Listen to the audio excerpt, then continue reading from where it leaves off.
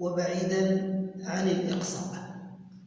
ولماذا يقول البعض لا وجود لوطن عربي، ثم يقولون شمال إفريقيا والشرق الأوسط؟ ماذا يجمع بين شمال إفريقيا والشرق الأوسط سوى العروبة واللغة العربية؟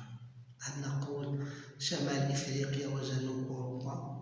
هل نقول شمال إفريقيا وأمريكا اللاتينية؟